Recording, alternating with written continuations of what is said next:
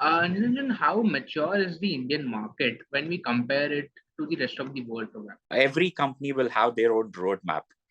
This is a new solution that we have come up with, and this is a new solution that we have built in the market. EdTech market is losing traction.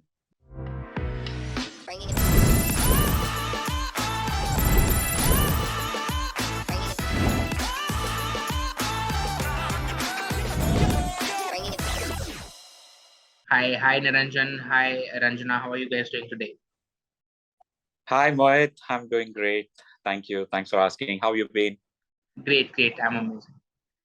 Yeah, yeah. So before we set the or start with the conversation, I would like to set the context and base of the session, right? So today we'll be talking about how AI powered solutions are shaping the edtech industry, and today we have Niranjan and Ranjana from AttentionKart who would be discussing in depth about how AI is enabling the next frontier for education or e-learning, right?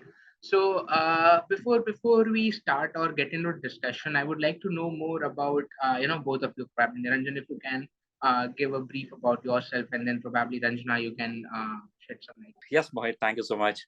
Mohit, before coming up with an idea of AttentionKart, I was working as a co-founder and the CEO for a healthcare tech company called Medapp.in.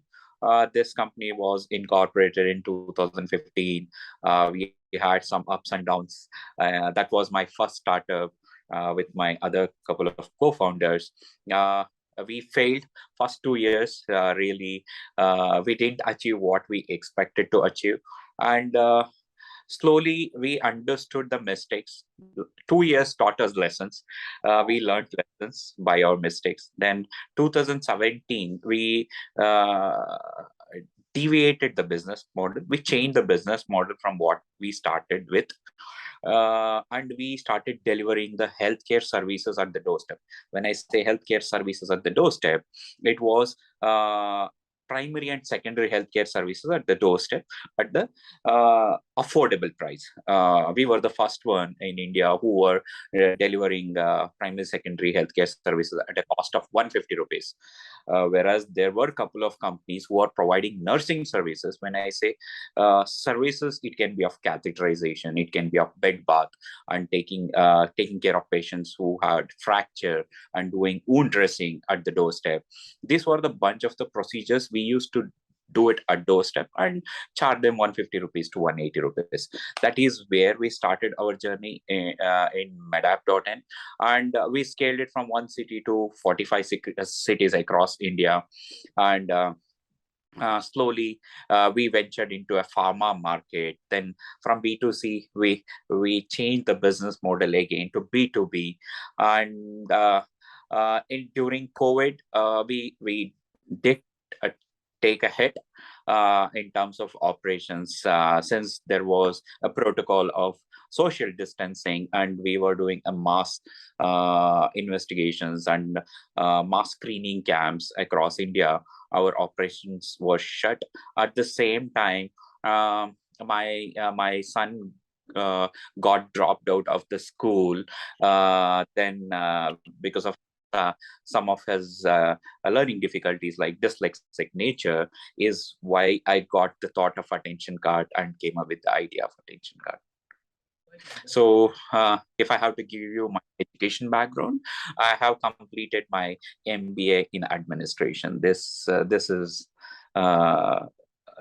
about my background, Mohit. Interesting. But so how you transition from medical industry to e-learning, and quite impressive, Niranjan. And I'm sure you might have had your fair share of learnings from the experience that you gained from running a startup, and I'm sure that helps you throughout, right? So Yes. now over to you, if you can shed some light. Basically, I'm a data scientist. Previously, before AttentionKart, I was working for a MNC as a data scientist. There, my role was to do the building the data science use cases for an automation. Basically, we are building for PIM platform. We are using a data science to automate the manpower, like to automate the works and reduce the manpower. Basically, I was working in that area. From past 1 year, like 1.5 year, I've been with AttentionKart team. Here, have been handling the technology part. That is my like short introduction. Interesting, Ranjana.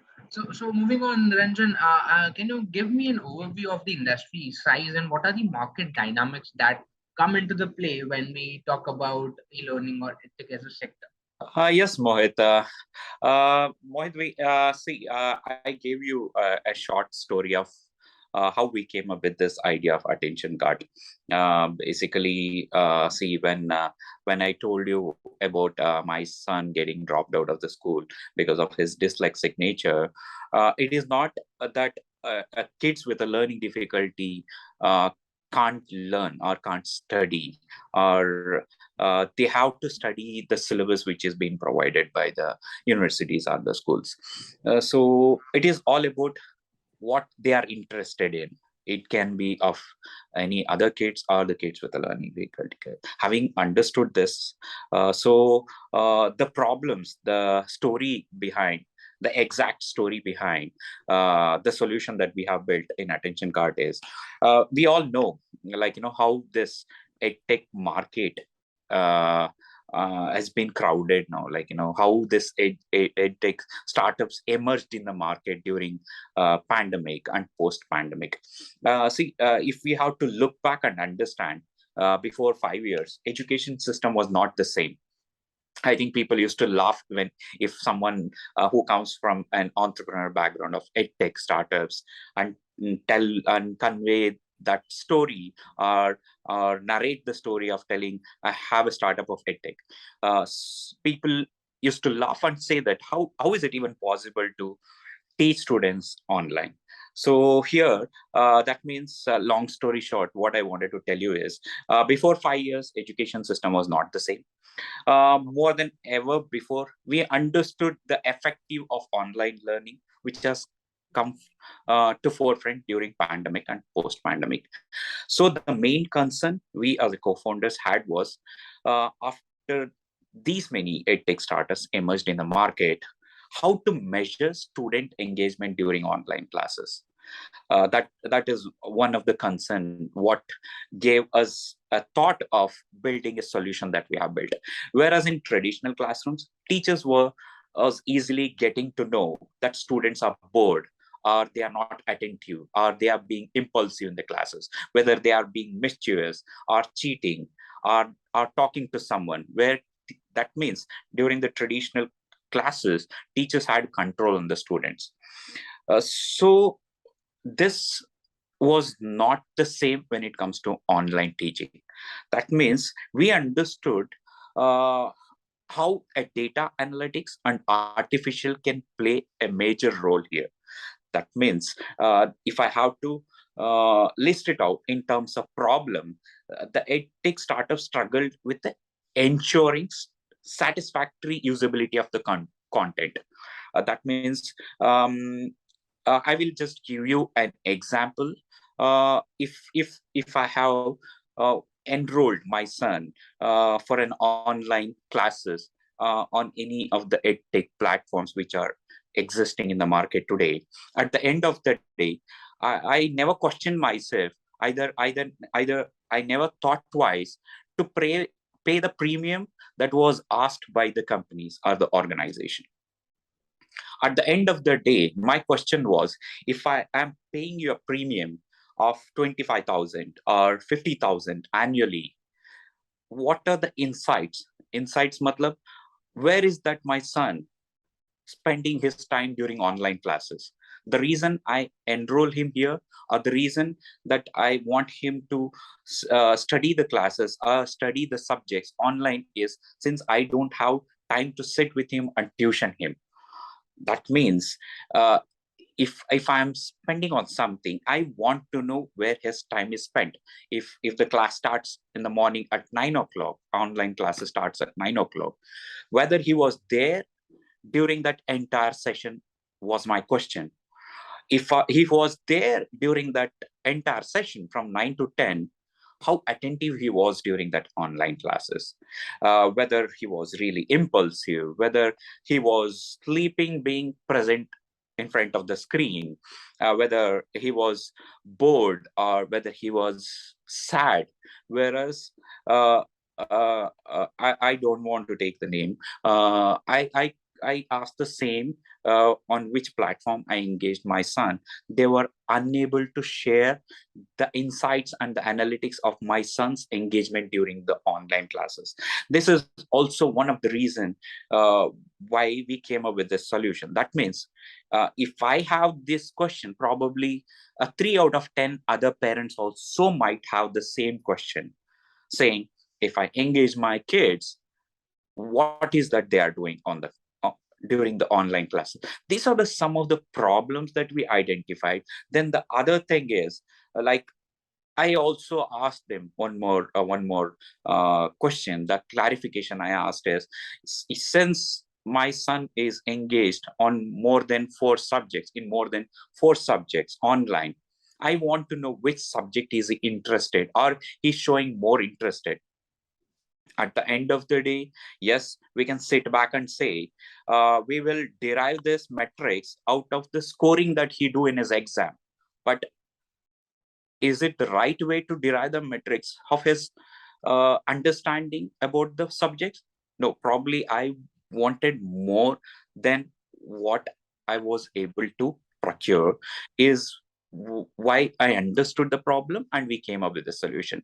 Having said that, those are the problems that we listed, and these problems are not the problems which emerged out of our ideas or out of our assumptions. These are the problems which are being paper presented by very big universities in the market. It can be IIT Delhi. They have done a thesis presentation and a paper presentation saying the online education or edtech platforms would face these kind of problems in the future. There are a couple of studies being presented by Stanford saying during the online classes, boredom can be one of the problem. Students' attentiveness can be one of the problem. These are the bunch of the problem which researchers have been listed, and this is what they have to say about the problems during the online classes. So those were the problems. Having said that, the solutions that, as an AttentionKart, we came up with 3 solutions. We have classified, we have segregated our solutions into 3 dimensions, which we call it as 3 attributes. Under 3 attributes, we have classified 15 features. These 3 dimensions are like, we monitor behavioral engagement, where we getting to understand the participants ideas like classroom interactions, activities, and assignments out of this behavior engagement. And the second dimension is a cognitive engagement. Here we will be able to derive how the learner is focused on participation and implementation of creative ideas or skills for completing assignments. This is the objective of cognitive engagement analytics. So the third dimension is in emotional engagement. So where we have built a features under this solution is like, we'll be able to understand whether the kid is sad, whether he is happy, at what exact point during that class he was happy, or at what exact point he was sorrow or sad, or like, impulsive, or like he was neutral. So the solution that I'm trying to explain or I'm highlighting, it is not just about a solution that we have built. This solution has its own advantages. The advantage is such like, with this solution, at the first place, the edtech companies can validate the educator, will be able to share the insights with the parents, saying, if your son is engaged for 45 minutes during the online classes, he was attentive for 20 minutes. He was highly attentive for 15 minutes, whereas he was sad for 5 minutes. Whether he was happy for 3 minutes, he was neutral for the rest of the time. This metrics, this analytics also helps the parents to understand where his concentration is. For example, when he is attending an online class for physics, what his attention span is. When he is attending a class of mathematics, what his attention span is. This matrix helps the parents to understand their students' interest-based learning, and this helps the edtech companies to validate the educators. This helps the edtech companies to validate the content creators, because this, for example, if a kid is engaged through this system for let's say for an year, we will understand whenever he watches a physics, whenever he watch an arts class, whenever he watch a mathematics class, how much interest and attentiveness he pays. By this, the parents also can reach out to a counselor or a specialist, where they can help that kid to focus, or what is that bothering him, or why he's not able to pay that attention and concentration, and help the kids to focus in that particular weak area. This is what about the solution. And we have also built a unique feature with an objective of convenience in our system, where we have understood learning analytics has a potential to help us understand which courses are more effective. That means this helps the edtech companies to understand which course has most effective, or each learner based on their personal preferences and needs. So they don't need to market and push all the subjects to all the students. This helps them to classify, if there are students A, B, C, D. A student D is more interested in that particular subject. A is interested in the other side of the subject. So this information can be used to improve future programs by tailoring the content to specific learners, so they get a better education from the day one is our objective. Interesting bit, Niranjan. So you also mentioned that a lot of factors that play a pivotal role in learning journey are based upon data, right? So basically, you can make a lot of decisions based upon the data. As a parent as well, it's quite important for me to understand what or where my child is going wrong or where he's going right, probably correct. So basis basic Yes. the analytics and the monitoring mechanism Insight. that we have Yeah. built, right? So that'll help them a lot, right? So probably Ranjana, can you explain how this works basically from the technical aspect of it? A little bit light. Yeah, we have a basically we have a multiple computer vision algorithms. For example, facial recognition and facial emotion analysis and gesture analysis, eye gaze analysis. Basically, what we are doing is we will we have incorporated the AI pipeline, which will take the visual data from the web camera, and we will analyze the data, that visual data of the learners or users, any users who are engaging in a particular session. Whether it may be interaction, online classes, or exams, we will analyze, and we will get the predictions from the AI algorithm, and we will convert it into the actionable insights, which will be which easily understandable by the stakeholders, whether it can be a teacher or tutors or institutions, so that they can have their insights, data insights, and they can do the decision making accordingly. This is the entire system, how it will work. Interesting, Ranjana, right? So moving on to my next question, right? So, Niranjan, how mature is the Indian market when we compare it to the rest of the world, probably? Mohit, that's a very good question. Okay, so See, I would rather answer this way. Um, uh, See, if I have to justify the maturity, uh, every company will have their own roadmap. This is a new solution that we have come up with, and this is a new solution that we have built in the market. And as I told, as if even though we are B2B, we have built this as a first phase for the um, edtech companies. So when I say edtech companies, for this, that means when I say edtech companies, our primary use case is for edtech sector. So in terms of maturity, as I mentioned earlier, they have their own roadmap. And also post-pandemic, since last 15 days, 20 days, what is that we are understanding, and what is that we are reading in most of the social medias and the articles which are out, like edtech market is losing traction. The reason is because post-pandemic, all the parents wanted their kids back in the school.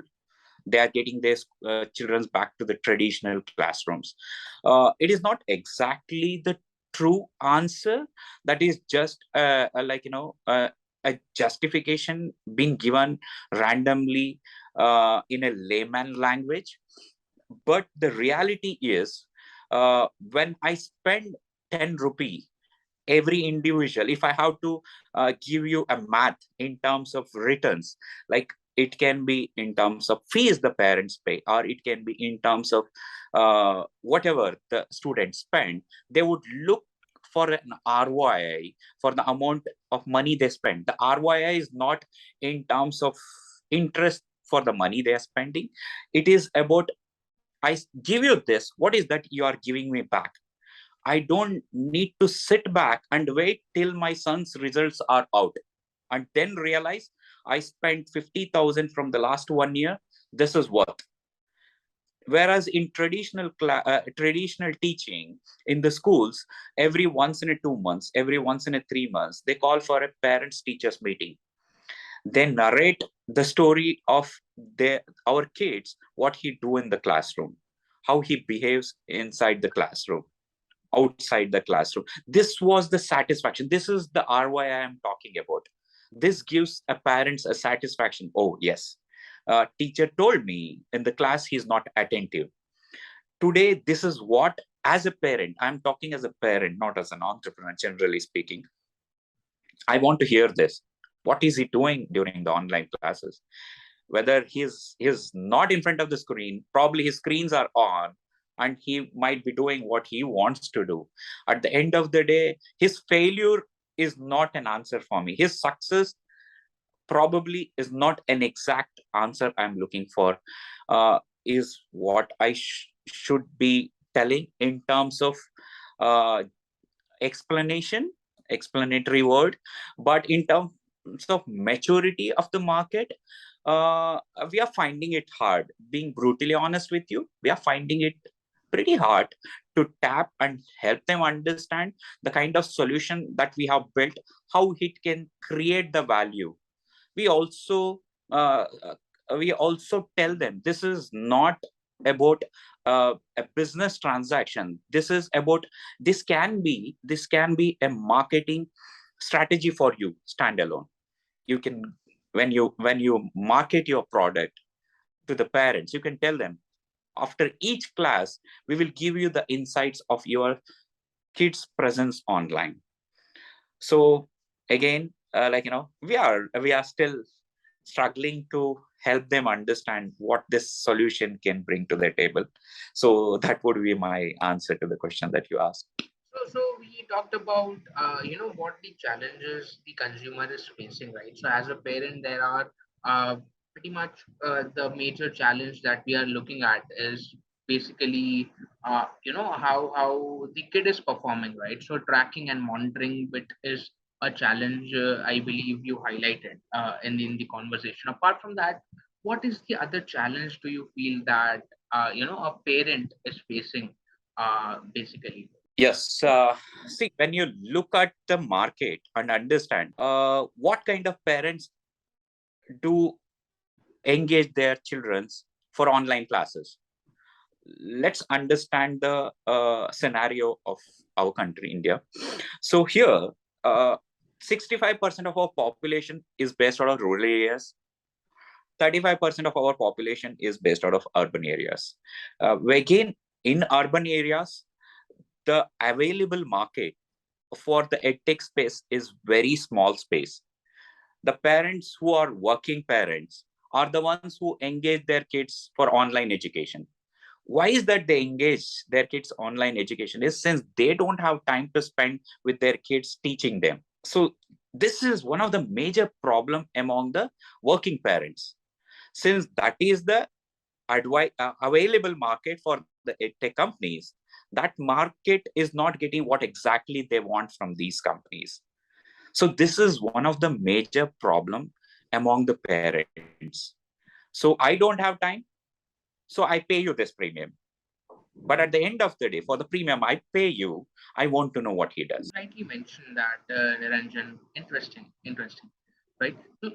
You have been in this market, right? You know it inside out primarily. So, in your opinion, how the market has evolved, probably what it was 5 years back and what it is now, might be drastically different, right?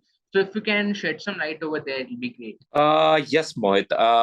I think if we have to segregate this market from the last 5 years, I think all the unicorn edtech companies who are doing so great today were not the same before 5 years. They were being questioned the same way, asking, "Do you really think that you will be getting the students for the online classes? Do you even think that this will be a success story down the line after 3 years or 5 years?" Yes, COVID made it a success story. But at the same time, if you look back, uh, the revolution happening in the market is massive. I'm talking about generally a layman, like, layman understanding, a general population understanding. So 2015, slowly most of the edtech companies emerged into the market. They struggled, they did struggle, but now we understood there is a huge scope for this. That means when I classify this, after every 2 years there is a massive growth, and people started accepting it and understanding the importance of technology. So what we are looking at is, so it was an understanding from the last 5 years about the technology. The future will be about AI and ML. People even don't want to spend most of their time or a minimum time saying, "What is this? What is that?" They just want a quick answer, a quick justification for what they do. So a future, the market will be more of data science, analytics, and artificial intelligence is what we are looking at. If I look back from 5 years to down the line after 3 years. Interesting bit, right? So, Niranjan, that brings me to my very last question for you. Where do you position AttentionKart in probably next, let's say, 3 years or so? Yes, Mohit. I don't know whether I should take this question uh, in terms of scaling wise, or in terms of business wise, or in terms of mission and vision. We are more focused into a social cause and social impact. The answer is like, we have understood, as I will just give you a small mathematics of the children's in the classroom. Let's say if there are 100 children's in a classroom, uh, as per studies, the statistics shows 17 students out of 100 students suffer from learning difficulty. This learning difficulty can be of various, like it can be of dyslexia, dysgraphia, dyscalculia. So these are all the sum of the learning difficulty. When I say dyscalculia, it is not that they have a disease, the physically challenged or mentally challenged. It is that they get confused when they see the problems, when they see the mathematics. That mathematics jumbles up in their head. I think the best example for dyslexia is Tare Zameen Par, what Amir Khan showed way before. I think that is when really people understood what dyslexia is. So that is where I'm coming from when I say all this put together down the line. Where we are saying is, we are looking at changing at least one kid's life out of 5 children's. That means we are on a mission with an objective of interest-based learning and validating the learner performance during the online classes. Interesting take on that question, Ranjan, to be honest. And I believe that was a very insightful session altogether, right? So I got to learn myself a lot of new things, probably, right? So it was a pleasure having you here, Niranjana and Ranjana, right? Thanks for your inputs and amazing. Thank you so much for your time, Mohit. This has been an amazing session with you. Thank you so much. Thank you. Thank you. Thank you, Mohit. Thank you.